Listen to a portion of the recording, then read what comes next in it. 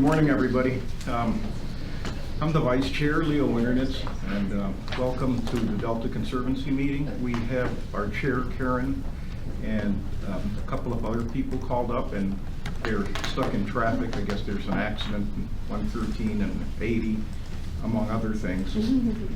So we'll just start the meeting. We'll go as far as we can. We have a forum, and we'll start the meeting, and we'll move through and wait for the other folks to come as we move through the meeting. All right, so with that, let's do the Pledge of Allegiance. I pledge allegiance to the flag of the United States of America and to the republic for which it stands, one nation, under God, indivisible, with liberty and justice for all.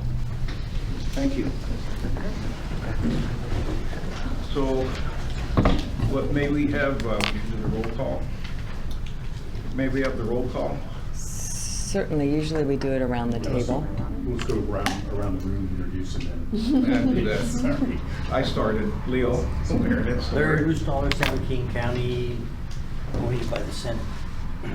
Sandy Matsumoto, Governor appointee. Chris Leaf, Department of Finance. Kathy Miller, San Joaquin County Supervisor. Steve Chappelle, Assistant Resource Conservation District. Jim Provenza, Yolo County Supervisor. Ryan Cash, Natural Resources Agency. Jessica Adel, Delta Conservancy. Nicole Rinke, Deputy Attorney General, Counsel to the Conservancy. Deborah Kustick, Deputy Executive Officer for the Conservancy. Campbell Ingram, Executive Officer. And around the room. Charles Dulac, Assistant Member Jim Fraser's office. Robin Crock, Delta Conservancy. Thomas Elbush, Delta Conservancy. Dylan Moore, Delta Conservancy. Elisa Harrop, Delta Conservancy. Aaron Heyman, Delta Conservancy. Julie Spezia for Metropolitan. Carrie Buckman, DWR. And Barry Hill from California Land Stewardship Institute. Great. Thank you. And again, welcome.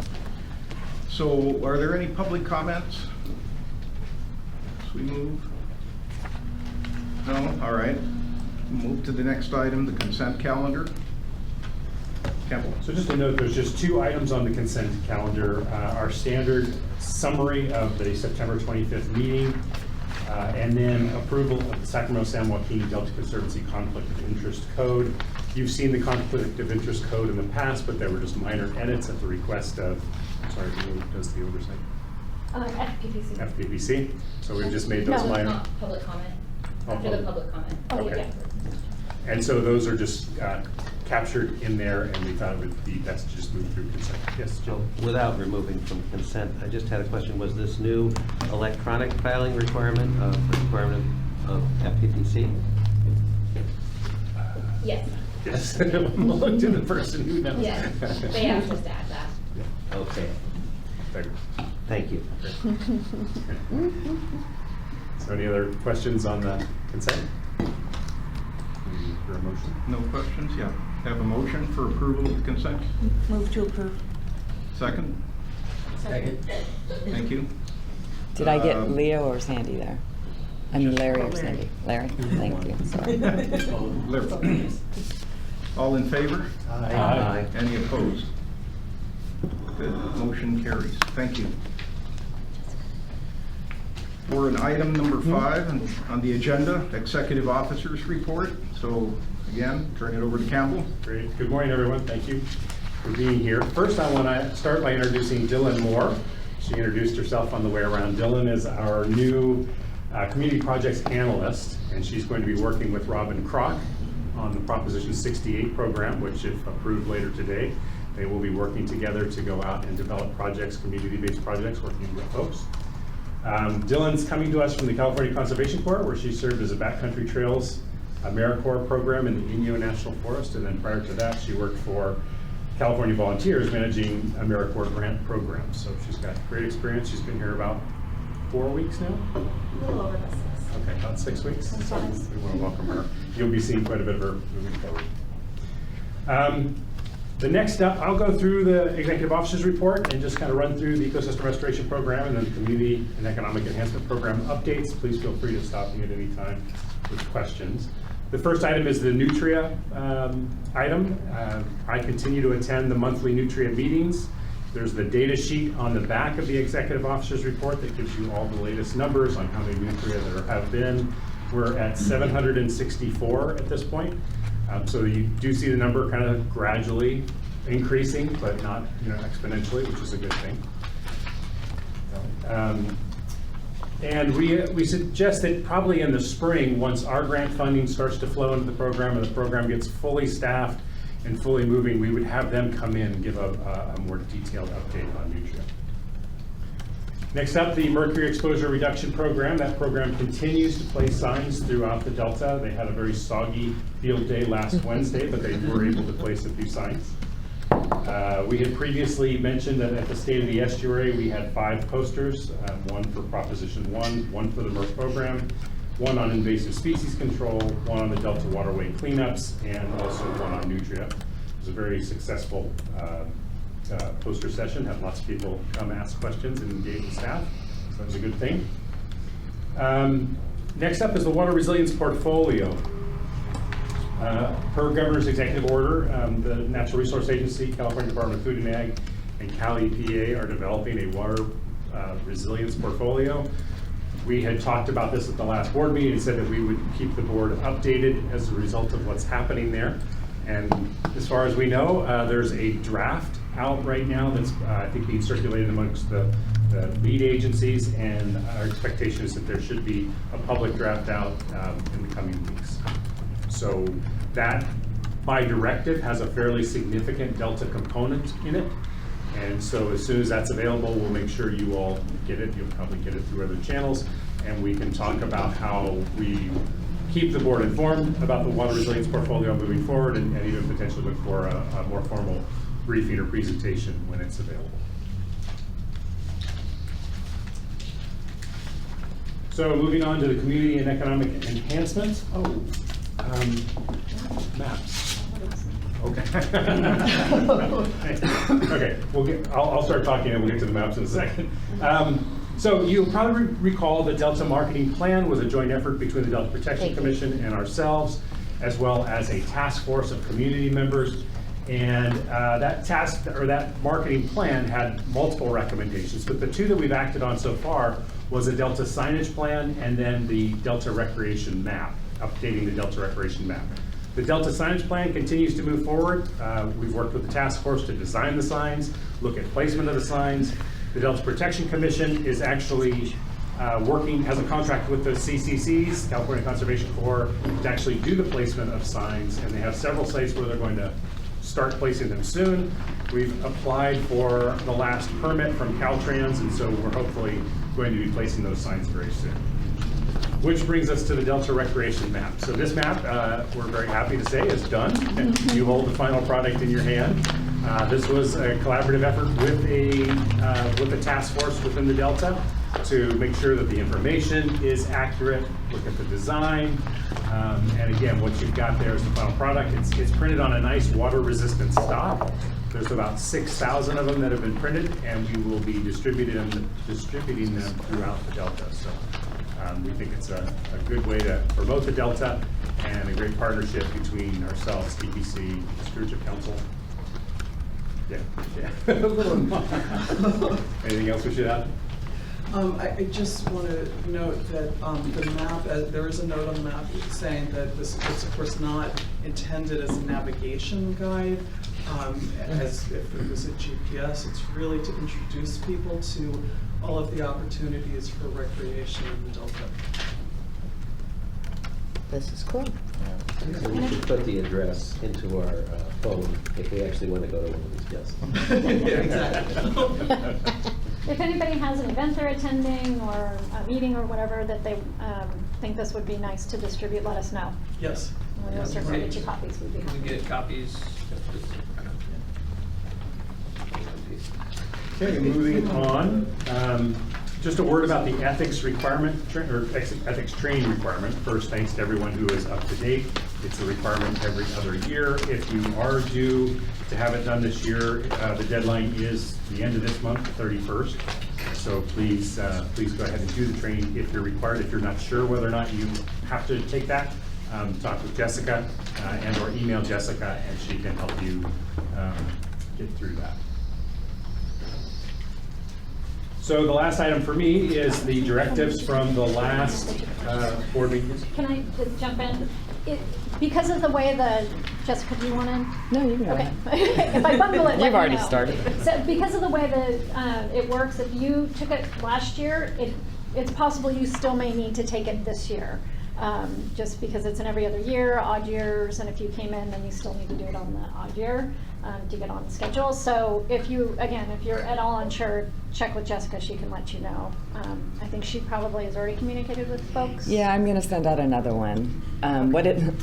If you did it in 18, it's good for 17, 18. On the Attorney General's website, very clearly it says it's every other year, starting with an odd year. So if you did 18, you're actually expiring 18. You actually have to do it 2 years in a row to get on their schedule. So I will send that out once again. You have to do it. I'll give another check-in in the next week or two. Christmas break, great time to do your ethics training. Thanksgiving break was too. Oh, yes, it was, wasn't it? Karen. When there's fog, Thank there's you, dogs. Yeah. So for the record, Karen Mitchoff and Dolly Sandoval And Dolly, yes. have joined the meeting. Thank you. Are you? Go ahead. Go ahead, you go ahead. Yeah, so We're we're getting just about situated. wrapping up the executive officer's report, so your timing is just. So 2 more items. Just wanted to announce that the 2020 board meeting schedule has been distributed and posted. Hopefully everybody has gotten their copy. We will continue to meet on the 4th Wednesday of the month at this time. We'll go to a 5-meeting schedule. We'll meet in January, March, May, July, and October. And the program policy subcommittee meetings will alternate with that on the 3rd Wednesday in the afternoon.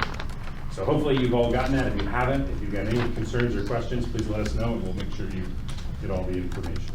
That's the 3rd Wednesday on the off month? Correct. Right. Okay, so for directives from the last board meeting, there was a request for an update on the fish-friendly farming project and a potential amendment request. You'll notice under agenda item 8, there is a request for an amendment. We'll talk about that under agenda item 8. There was a request to keep the board informed about the water resilience portfolio. That will be a continuing item in the executive officer's report. And then there was a request to keep people updated about the Secretary's Delta Roundtable. And the update really is, we'll continue to put that in the executive officer's report, but the update in this case is that there was the first roundtable down in Walnut Grove, and the second one is coming up a week from today from 9 to 11:30 at the Roberts Union Farm Center, which is just west of Stockton. So we've received the announcement. I intend to participate, and haven't seen an agenda, but I would assume one will be coming out some point this week. So that is it on the program, the executive officer's report. Any questions, thoughts? Okay, then I'm going to turn it over to Jessica for the budget update. Yeah, and I missed the life and safety announcements, a little important today because we do have one issue. Just a reminder, this meeting is recorded. Fire exit is main here. Across the street, we meet at the mailbox if there's a big fire. Their second fire exit is our front door. The most important one is our restroom is out right now in here. Make sure to grab the key and go out into the courtyard, and there is a restroom outside if needed. That should do it for today. Okay, now my other hat, fiscal. So the budget and expenditure report, we listened last time. There was a request for a percentage variance, and we've also updated it for, it's more accessible for reading purposes. So the report is for July through September. It is, all of the expenditures are for this quarter. Since we are 25% through, looking at the right side at the percentages, you can hopefully get a better view of where we are at this time. Just a couple I wanted to point out that are just a little off. Our temporary help is a bit off because our temporary help was only scheduled for 6 months originally, so it's a little higher because it would end in December. I believe that will be adjusted if our temporary help continues. Also, our facilities are a bit low. On line 13, you'll see we're only at 12%. That is our rent. Mostly that is because building right here. They're supposed to up our rent when our construction was done, but they haven't done that yet because it's not signed off. So our rent will increase when it starts, but it will never probably hit the potential that we planned for the year because it hasn't increased yet. Is that retroactive? It will continue out. So we still owe the same amount, but it's going to push out a few months later. And we'll probably talk about dealing with that later in the year. They will date it from the occupancy date of the space. Okay. So we're just yes, working through the retro. paperwork at this point. Does anyone have any questions? Okay, thanks. Great. Then that concludes the executive officer's report. Thank you. So I'm going to turn control of the meeting over to Karen. Thank you, and thank you, Leah, for taking that on. So we are at, pardon me, item number 6, the consideration of grant guidelines for the Prop 68 Community and Economic Enhancement Grant Program, and Robin Crocker is going to give us that report. Yeah, hello. Thank you, Chair, Vice Chair, and for the other members for the opportunity to present the Prop 68 grant guidelines for consideration. Just as a reminder, the grant program has been designed to promote a robust Delta economy, support the vitality of Delta communities, and probably most importantly, to allow staff to partner with project proponents to develop proposals to meet these goals. I'm not going to go through the whole guidelines. We did that with the draft guidelines at the last meeting, where at the September 25th meeting, where you did approve the draft guidelines. Following that, we posted the guidelines for public comment for a 30-day public comment period that ends up being 31 days. And we held a public workshop on the guidelines on October 24th. We had fairly good attendance at that, and also received some comments through email, and a lot of questions through email. We considered the questions and comments from the public and from the board from our last meeting, and made a few changes. The changes have all been very minor, so mostly just some language changes here and there. If you would like me to walk through them, I can. It's nothing significant, but certainly if you would like me to, I will. If you do approve the final guidelines, they will be posted on the website, and the program will officially open on January 6th. We will notice through the Conservancy's email listserv and through social media, through as many avenues as possible, that the grant guidelines have been posted and the program is open. And then we'll continue conducting outreach to make sure, because this is a new program for the Conservancy and for the Delta, to make sure as many people as possible who might be eligible to apply for a project are aware of it. And that's at the end of my, I'm happy to respond to any questions. Thank you, Robin. Are there any questions for this? Sandy? Yeah, Robin, thanks for this. So once it's open, January 6th, will it just continue to go until we spend all the funds? Is that how it works? Yes. Do you have an estimate? I mean, is that roughly based on the other grant program? We are, well, it's a lot less money than the other grant program. We are thinking of it in terms of 5 years. It will depend on, obviously, on the size of the projects that we get in. There are a lot of variables, so I can't really give a definite answer to that, but we're kind of thinking of it in terms of 5 years. Great, that's super helpful, thanks.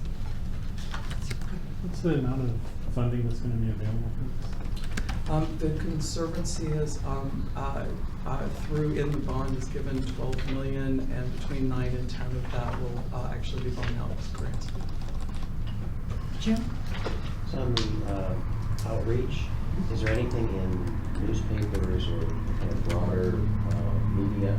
I'm concerned about, it's both government and nonprofits, so there might be some nonprofits out there that kind of are out of the loop in terms of maybe following what we do, following this type of grant, that we want to make sure that they know about it. Okay, and so you feel like the local papers, like the Democrat newspapers, would be the right venue, the right source? In addition to what you're already doing, okay. Yes. We can definitely look into them. Any other questions? Is there a motion? I'll move. Moved by Leo. Oh, Public sorry, comment. thank you. I'm so sorry, Nicole. Public comment? I'm sorry, who Seeing no seconded? public comment. Was there a second? I'm sorry. Leo I'll second. And Dolly, Dolly there we go, seconded. thank you. Any further discussion? All those in favor, please say aye. Aye. Any opposed, say no. Motion carries unanimously. Thank you. So I just want to quickly say thanks to all of staff and all of you for all the effort that's gone into reviewing or developing and reviewing these documents. I think we all remember from Prop 1, it's a pretty heavy lift. And staff has done an excellent job, and we're really excited about having some money for Delta S Place and community development and going out there and doing some good projects. So thanks, everyone. Yes, thank you so much. We love to give away money. The next item is number 7, which will be Aaron Heyman giving us an update on Proposition. Good morning. Morning. The Proposition 1 program update. As usual, we'll go through this starting with Cycle 4 and working our way back through time, giving you status updates on anything significant that's happened with the various Prop 1 projects that are in the works. So starting with Cycle 4, as I go through, as always, there are going to be things that I highlight, and if there's anything additional that you would like to have addressed or ask questions about, by all means interrupt me and we can talk about that. But starting with Cycle 4, first I wanted to give you an update on the 2 remaining projects where the board gave staff instructions to work with the various applicants to improve their projects or refine their proposals before returning with a recommendation.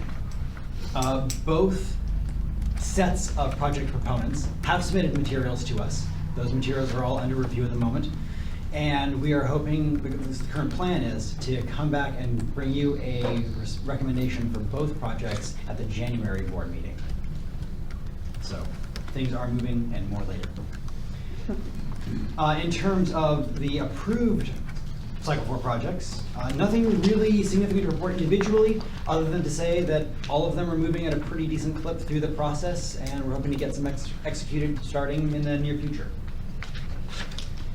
Continuing back in time to Cycle 3, the first thing that we wanted to bring your attention to is on page 5 at the top, and it is the Knightson Wetland Restoration and Flood Protection Project. This is a planning project from Cycle 3 in Contra Costa County. And it has hit kind of two sort of types of stumbling blocks a little bit. One is that a previous phase that was funded not by us, by a different agency, ran into some delays, and so those delays are impacting our project a bit. So it is likely, I should say both these issues are very much developing currently, so we're not entirely sure what the full effects are going to be. But for this one, it is likely that an amendment will be brought to you to extend the funding term for this project at some point in the future.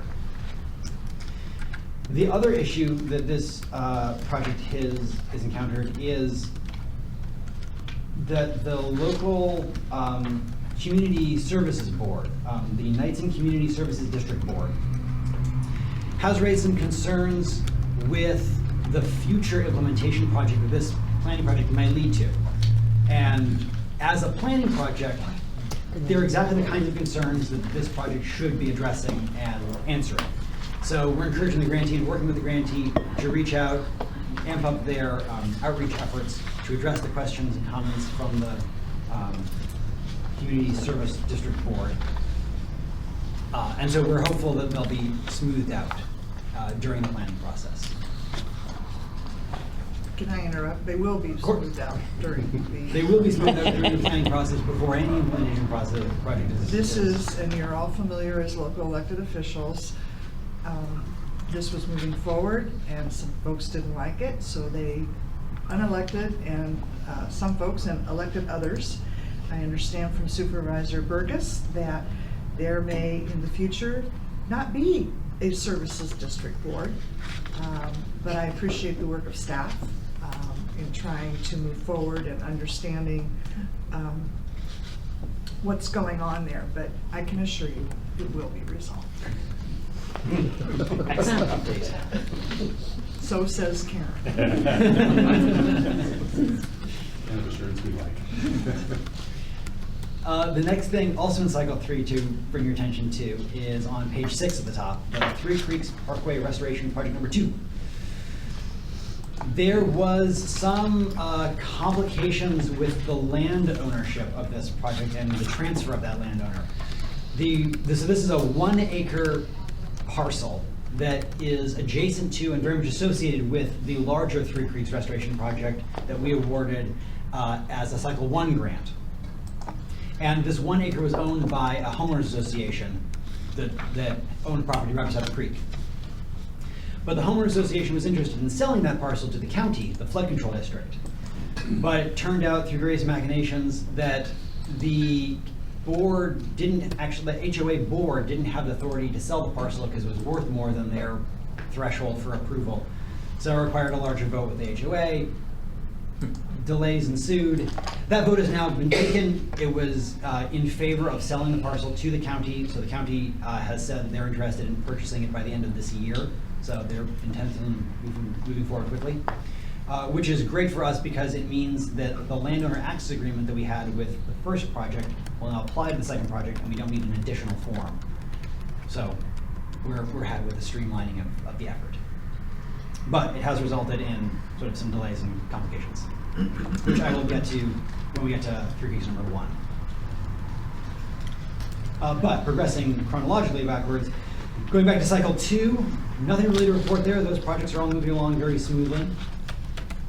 Cycle 1, the 2 things to raise attention to are both on page 9. One is at the top, fish-friendly farming, which I will address in the next agenda item, so just a moment. And the other one is, as I said, Three Creeks Parkway Restoration Project number 1. Because of the delays from the HOA vote and that sort of complication, the project proponents put forward an amendment, and this board approved that amendment actually a year ago. But because of small adjustments that were required and just minor realities coming into effect, that amendment has not actually been finalized yet.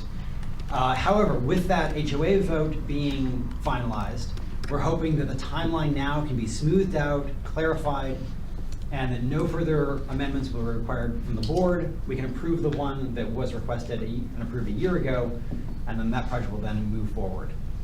Addition to that, through this whole process, the many iterations that have been required have raised some concerns with staff working with this particular grantee in terms of responsiveness and budget management and just sort of managing the overall complexity of this project, which has grown in complexity as it's gone forward. But we're also hopeful that with the hire of new staff by the organization, the grantee, that with their increased sort of attention to these projects, that a lot of our concerns will be ameliorated. So with that concludes the Prop 1 program update. Any questions? Are there any questions or comments? I'm sorry that you're having such a hard time with those programs in Contra Costa County. We're usually much more amenable. I would encourage other counties to have problems too.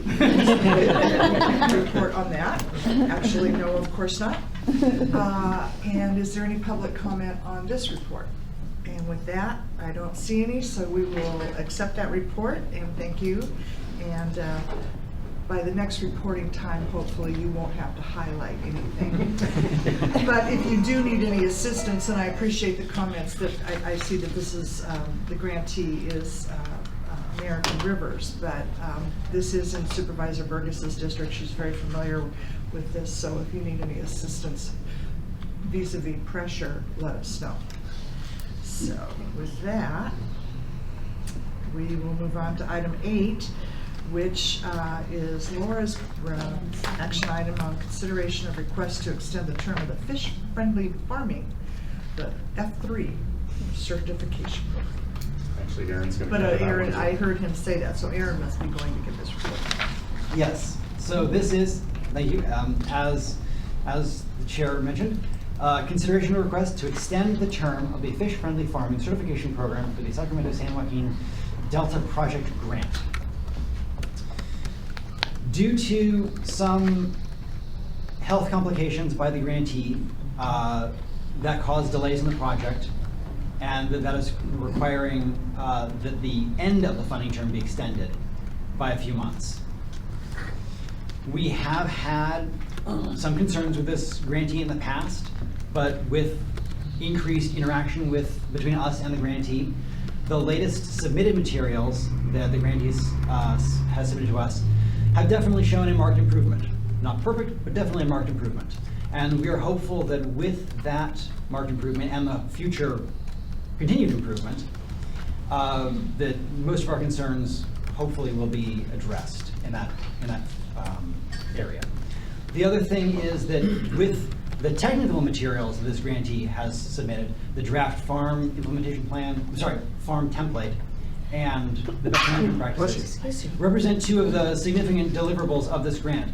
And we feel that since they're already in this sort of final draft format, allowing the grantee to move those to the final format is definitely worth doing. And so staff is recommending that this amendment be approved.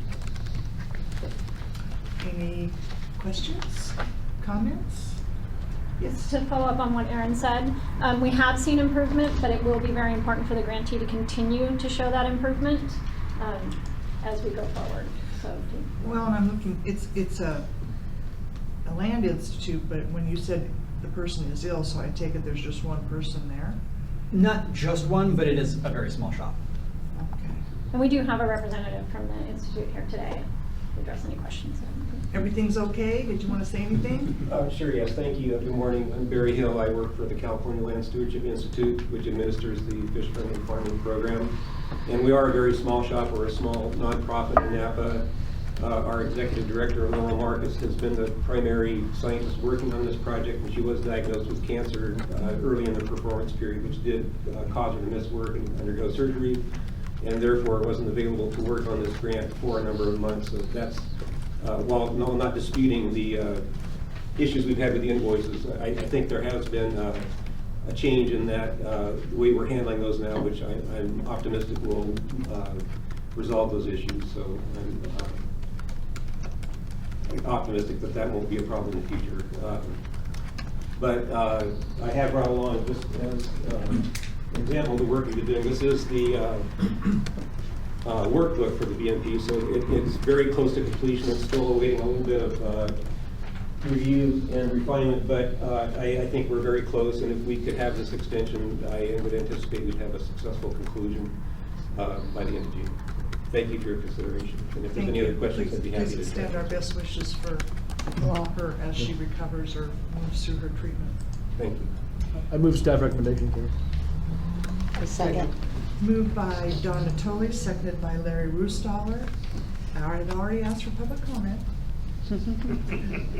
No, Nicole keeps me on my toes. That's a good thing to do. Any further discussion? All in favor, please say aye. Aye. Any opposed, say no. Motion carries unanimously. Thank you, and thank you for attending. So we're moving on now to, do we have a Delta Stewardship Council update? No, I think we're running a little bit fast through the agenda, so let's. Oh, she I was going to do my talking points right now, though. So. You will do your talking points right now. On the fly. On the fly, yeah. Good morning. Actually, the only thing I was going to highlight today is that, as many of you know, for the last several months, the Stewardship Council has been working on developing an update to Chapter 4 of the Delta Plan, which is our ecosystem amendment. We have now released a public draft of that amendment. It is available on our website. And we are really soliciting public comments right now. We have a 45-day comment period because it's all coming out over the holidays. So I think that extends into, I want to say the middle of January. We have a number of, we've made some changes to the policies and recommendations in this amendment. There are a number of in particular, recommendations that are really trying to start addressing some of the institutional barriers to restoration. And so really trying to kind of get some traction on kind of helping to move restoration forward.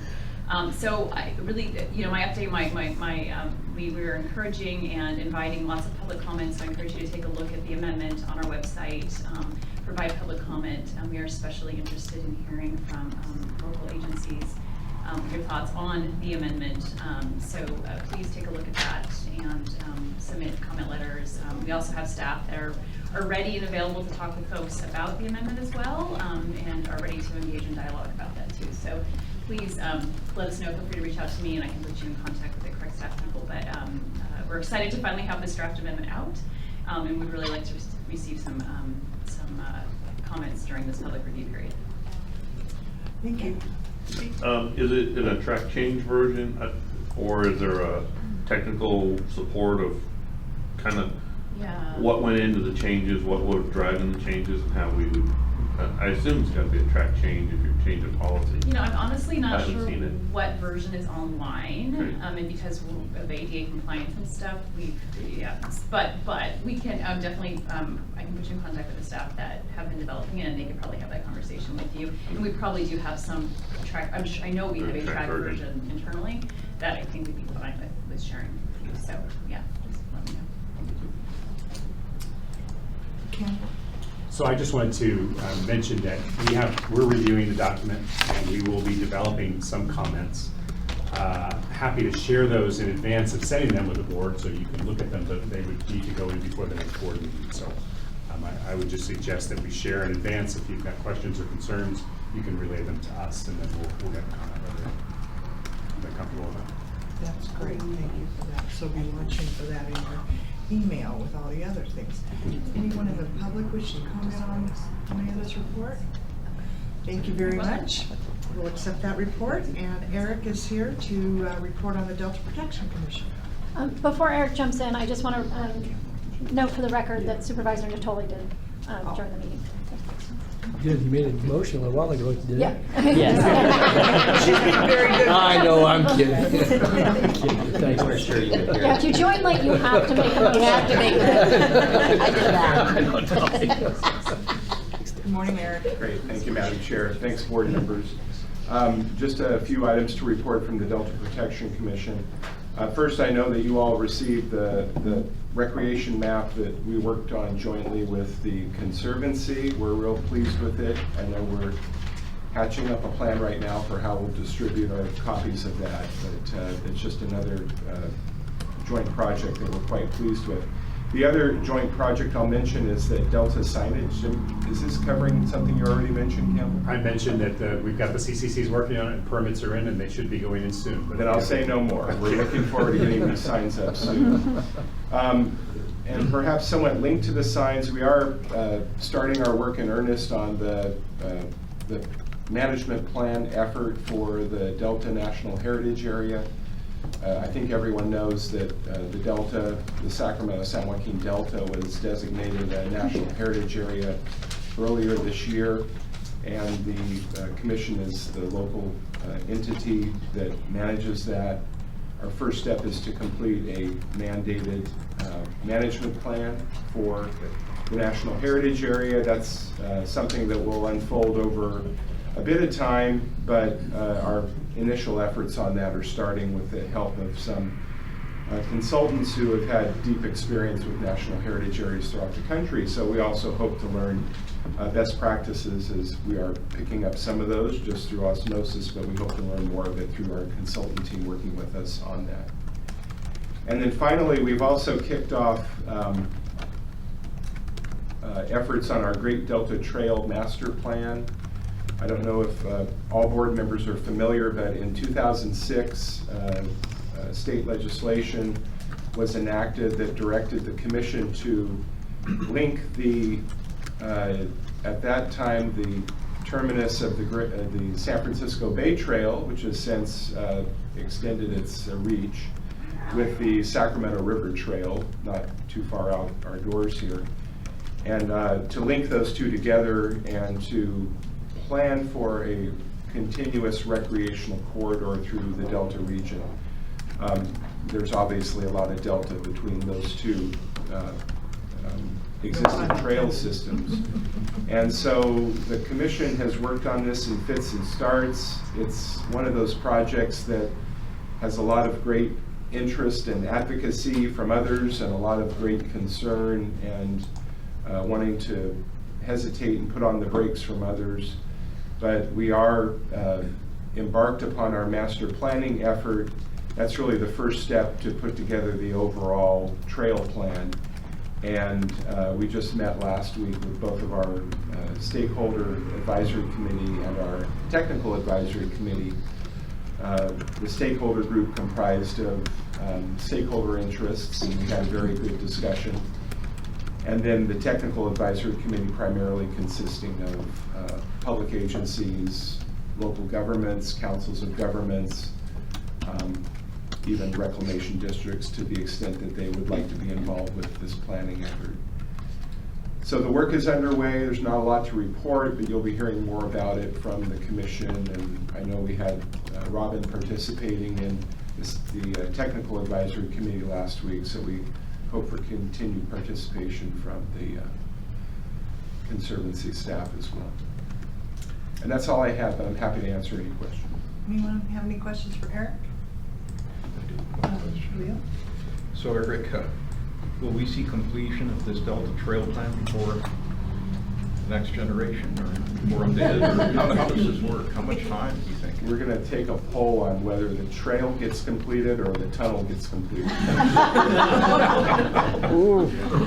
And I have no idea. I'll leave that out. Hopefully it's on maybe a faster timeline than isolated Delta conveyance, but.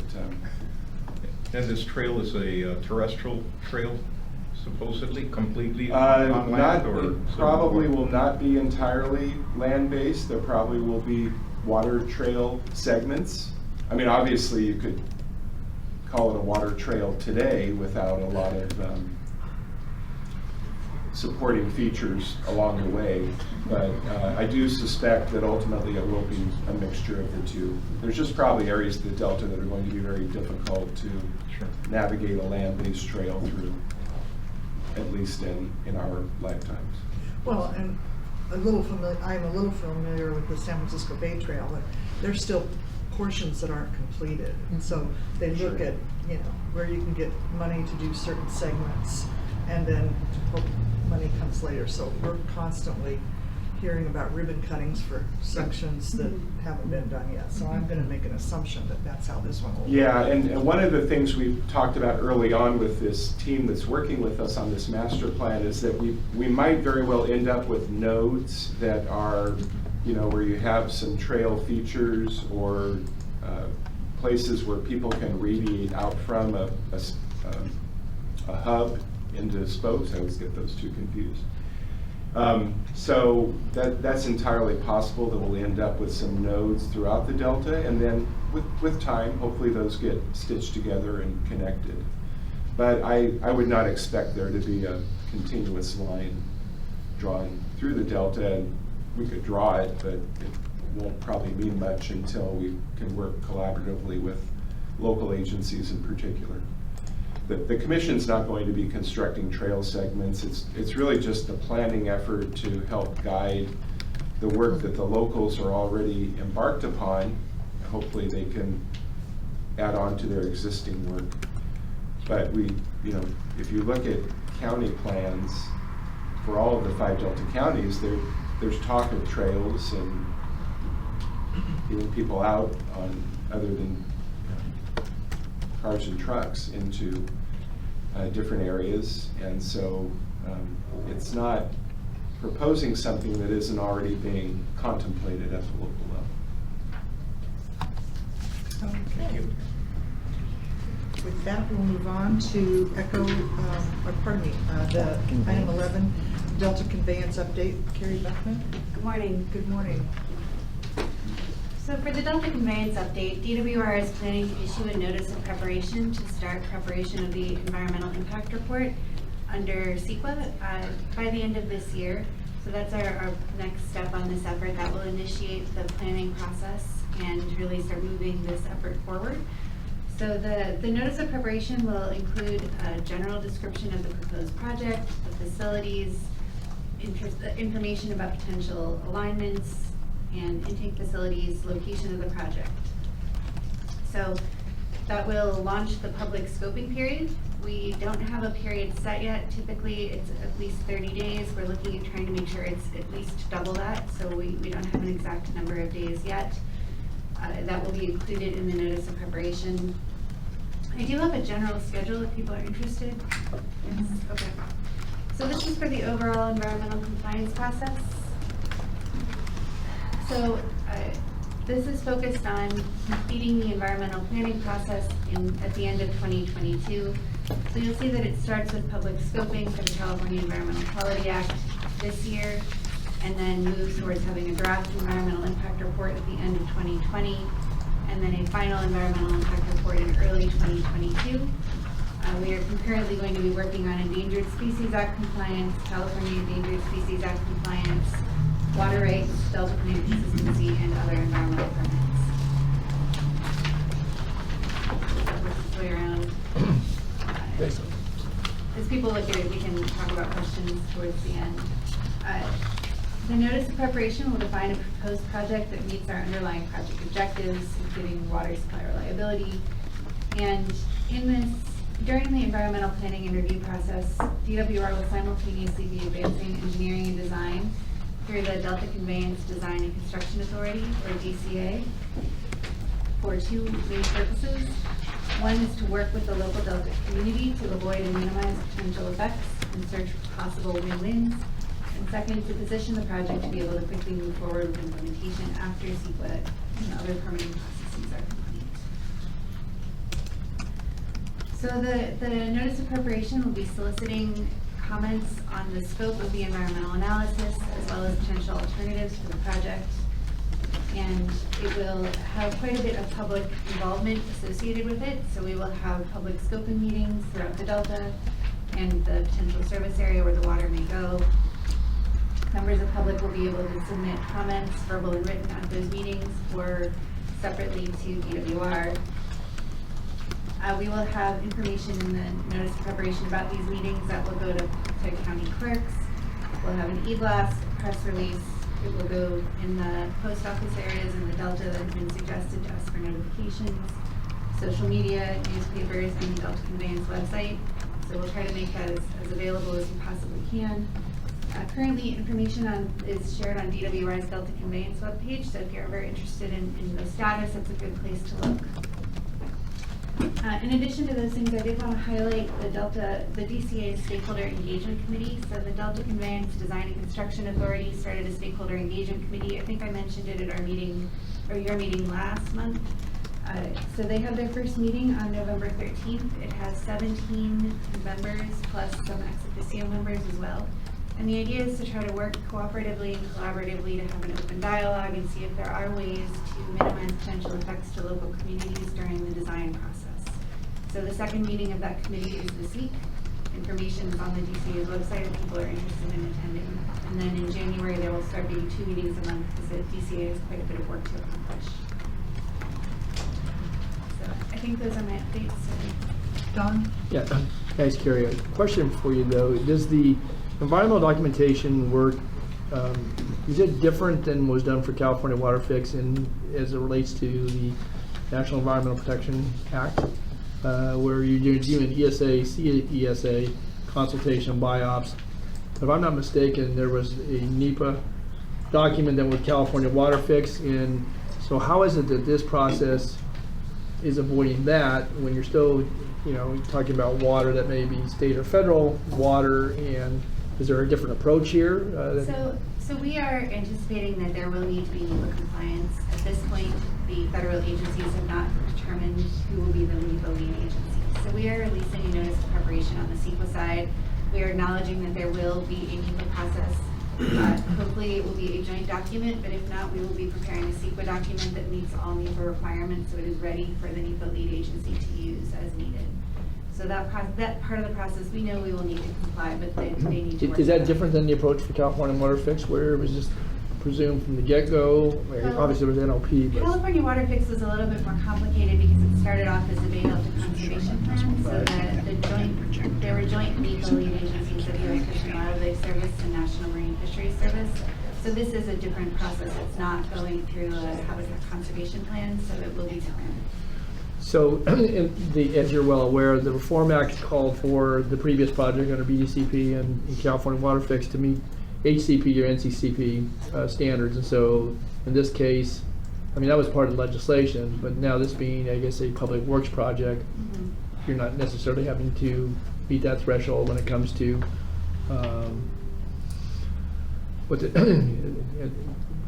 I guess the Stewardship Council obviously had to make findings along those lines, if I recall legislation correctly. So this is on a little different track. It is a different project, and it is not at this point anticipated that it will be a habitat conservation. No, yeah, I know it's not going to be habitat. That was the approach you were taking, but that Right. was, so this would be called out different. All right, Yes. thanks. Eric. Yeah, just a quick question, Carrie. So, am I reading this right? The anticipation is that the draft EIR would be released in the last quarter of 2020? It's really the very end of 2020 with the draft EIR line here is showing sort of our preparation of the draft EIR. The public review shows when it will be out for public review, so that's sort of the very end of 2020 gotcha. through the beginning of 2021. And is there water rights, so I'm assuming that's the State Water Board process? Yep. This is a very generalized schedule. It's sort of just showing how things will be fitting together, and we'll be doing a lot of efforts concurrently. The details of those schedules will be clarified as we move forward. Great, thank you. Any other questions? Thank you, Carrie. Thanks. And we will accept that report also. Moving on to item 12, which is the Eco Restore update by Bill Harrell. So actually, Charlotte Biggs is going to present that from DWR. Charlotte's here, and I just want to point out this is our new projector system used for the first time in the board meeting room. And how it works. I'll test it out. So good morning, everyone. I haven't met you before. I'm Charlotte Biggs. I'm a program manager with the Department of Water Resources, and I've been with our Eco Restore initiative since the beginning in 2015. So today I just had a couple slides. Our program with the 30 projects visuals I think really helps, so I wanted to use a couple slides. I just wanted to give a quick update on some of the progress we've made just in 2019 and a quick look ahead to what we're anticipating possibly happening next year as well. So let's see. Point it over towards the computer, see if that helps. Okay, I will be the It might be too far away. Luckily, I only have short slides. Okay, I will try. Yeah. It worked. It might just be too far away from the machine. So it's a little hard to see, but I just wanted to put up here our current map of projects. We are currently tracking about 30 projects within the Delta, and they are meeting different habitat needs, whether that's tidal, wetland habitat, floodplain habitat. We have levee setbacks and other projects as well. I think what's most notable just on this slide is that when we started the program, we had all the projects sort of in planning, and now you can see the list of completed projects is growing, and I wanted to walk through sort of what the changes were this year and what projects we were able to add to that completed list. So one of the stated goals of the Eco Restore initiative was to accelerate on the ground progress, meaning actually getting projects through permitting and into construction so we could start to see some of the benefits. So these 4 projects I wanted to highlight in terms of progress being made this year. Let me grab my notes. So the first is Winter Island. This is a site that's owned by the Department of Water Resources, and it's right at the confluence of the Sacramento and the San Joaquin River. And it's about 550 acres, and the pictures actually are from this project this year. We were able to break ground on the project this year. This is a tidal wetland restoration project and complete construction, so it was one season. So it's now a completed wetland, and we basically removed a water control structure on the north end and breached the levee on the south end, so it'll have daily tidal action throughout the site, and it's in a very critical location for that type of restoration to help benefit Delta smelt and our biological opinion mandates. This was one that was supported by the State Water Project. Can I just ask a question? So yes, go ahead. There are no in-holdings, so the state entirely owns that island now, Yes. Winter? We own the whole island. And you only get it by water?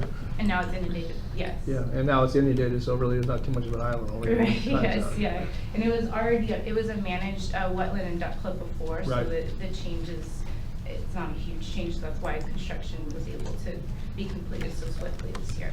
And the duck lake no longer operates out of there? No, they don't. So the next one on the list is the Tule Red. It's also a tidal wetland restoration project, and I know many of you are familiar with this because this has been under construction for the last 3 seasons, and it did complete this year. We had a breaching ceremony out there in, I think it was September or October? Okay, thank you. So this one's being led by the state and federal water contractors with that, with funding from the Department of Water Resources and our state water project, and it's actually owned by Wetlands. And now that construction is completed, the site will be conveyed to the Department of Fish and Wildlife for long-term O&M. It's actually right next to the Grizzly Wildlife area, and so it's going to be one contingent restoration area. And yeah, this project, we broke ground in 2016 and we're completed this year. McCormick-Williamson Tract, which is in Sacramento County. This is a tidal wetland and floodplain restoration site, about 1,600 acres. And it was previously owned by the Nature Conservancy, and this year the department took on the site and fee and title. And over the, last year, we completed this year the first phase of construction out there. So we were protecting infrastructure that was in place, a ring levee. We still have the second phase of the project to actually breach and allow tidal action into the site. And so we're continuing with planning and permitting on that second phase and hoping to get that to construction in the next few years. The last one I wanted to highlight was Hill Slough. It's also in the Sassoon Marsh. This is a Department of Fish and Wildlife project, and it's at the sort of northern end near Highway 12 in the marsh. It's about 850 acres, and the Department of Fish and Wildlife will be creating about 650 acres of tidal wetlands out on the site. This year, they were able to start construction. Some work needed to be done to the road and sort of prep the site for restoration construction, which will actually take place more this year, but we're counting it as under construction. So those were the 4 major accomplishments in this year in terms of on the ground. Just wanted to highlight a couple of planning milestones that were reached this year as well. The Yolo bypass Amanat habitat restoration and fish passage project. Some of you might know this as the Fremont Weir Big Notch. We sort of refer to it sometimes informally that way. This project was, this is being done by the Department of Water Resources and the U.S. Bureau of Reclamation. Of course, we are doing this to be consistent with the 2009 NIMS biological opinion. We released a final EIR EIS in June 2019, and so permitting is still continuing, and construction wouldn't start until 2021 if it gets through all the permitting, but that's sort of the update on that project. Prospect Island, which is in Solano County, just adjacent to the deep watership channel, about 1,500 acres. This is a site that's owned by the Department of Water Resources and is planned for tidal restoration. Another project that did meet a milestone of having a final EIR this year, and so we're working through permitting and that process on that project as well. So work out there, construction work wouldn't start until 2021. The last project on the list here is the Lookout Slough. This is a multi-benefit tidal wetland and floodplain restoration project. So it'll include the setback of a levee as well as opening it up to tidal.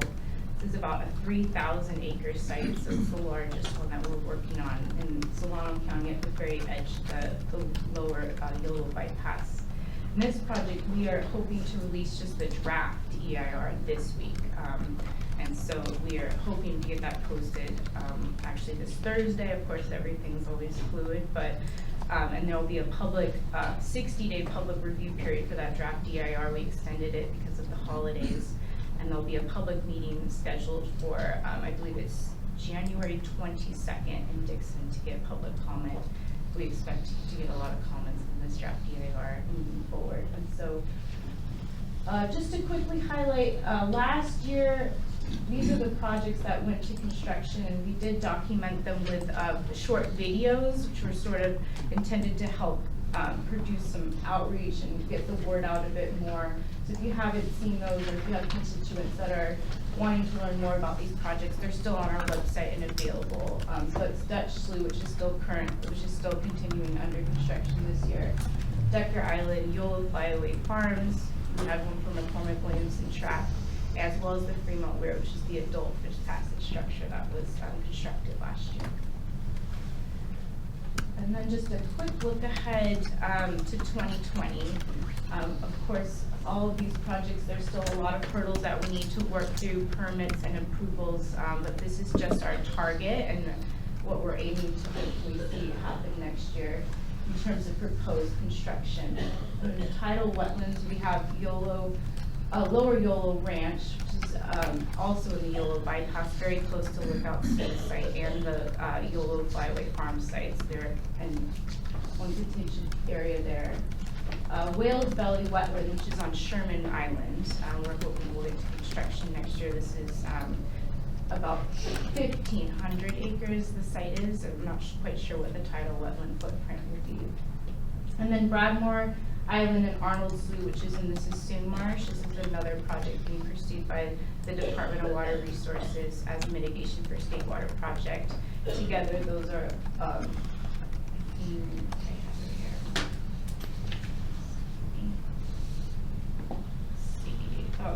Bradmore is about 544 acres of tidal, and Arnold's about 152, so it's less than 1,000 acres.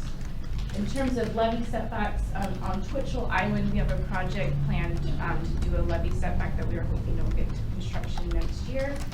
And then Lookout Slough, the schedule is controlled by our contractor, and they are aiming for a 2020 construction. We still have a lot of hurdles to get through on that project, but it is planned for next year as well.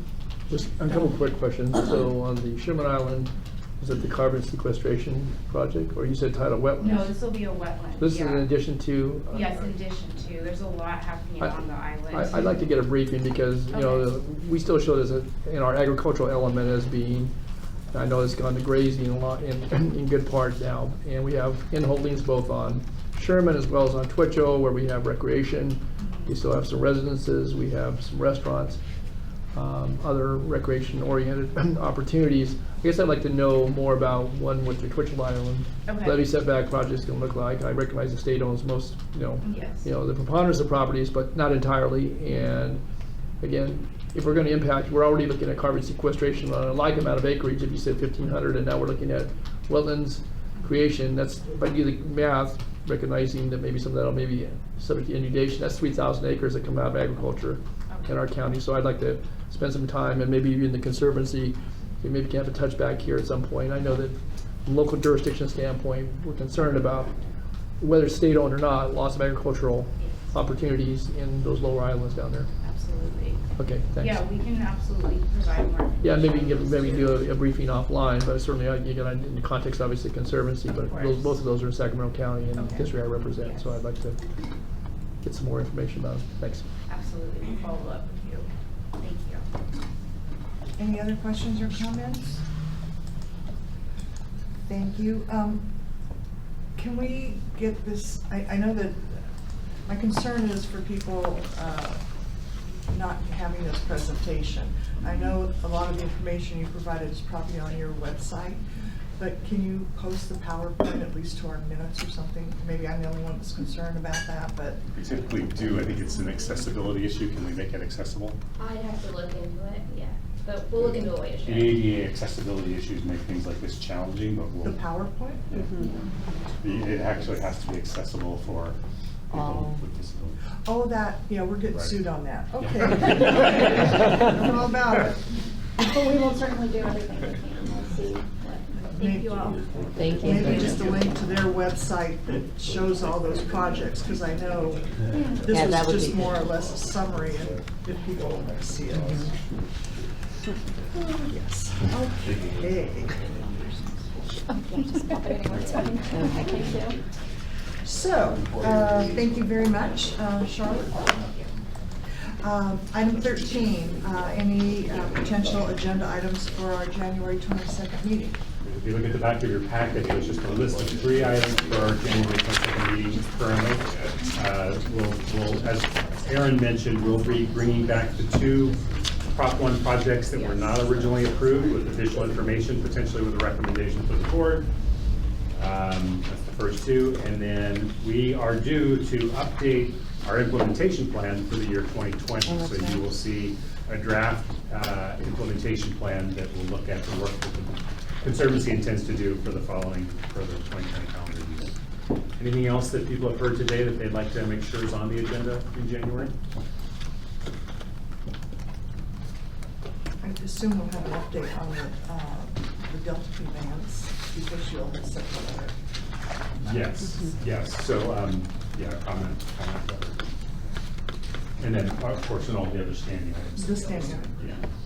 That may need to become a standing item. I'm not sure that we always have to take staff from the conveyance folks, but just so we can have a conversation about what's going on. All righty, well, folks. We don't have any board directives for this next meeting? I'm sorry? So far? No board directives for the next meeting so far? Okay. Any board comments? I'm gonna go ahead. Don? Just one quick announcement. I think folks may be aware, but next Monday, Secretary Crowfoot is having his second session with Delta stakeholders in Stockton at the Agricultural Center, and I trust the information has been routed to folks, but I just wanted to put that out there. It was mentioned. Yeah, Campbell mentioned it, but Okay. I won't be able to be there. I'm not sure Supervisor Burgess will either, so we're leaving it to the rest of our colleagues. But I understand, Don, have you had that conversation with Mr. Crowfoot that he promised between? No, we got the information from the last meeting, the summary notes, and I know that we're having a call later this week, and we've got some outreach to Secretary Crowfoot. So, and I think as promised the last time, it was now talking about the NOP on some of the projects, but also I think there were some other agenda items, and so, but I've not had call. We exchanged some emails. Because I was at CSAC last week and I saw Natasha, and yeah, we do have a call scheduled for this Friday. All righty. He's been in Spain, so. Oh, has he? Okay. Yeah. That's right. Okay. Yeah. He comes back tomorrow. Okay, good. He's very good about I want following. to confirm, I have on my calendar that we have a Delta Conservancy Program Policy Subcommittee for December 18th. We've that actually was canceled canceled. that. That's canceled? Yes. Okay. Yeah, we're just given Better the check his proximity to this email. meeting and Better check your holidays, email. and not really having anything to do Oh, about that was these. set last week. Dawn, Can we isn't get that a- set for 9 to 11 on Monday? Yeah. Can we get a schedule of the policy subcommittee for 2020? So we sent that out just this last week, but we can resend it. Okay. And it thank is on you. the website as well. Okay. Yeah, if you could send that to me. Absolutely. Any public comment on any item that wasn't on the agenda today?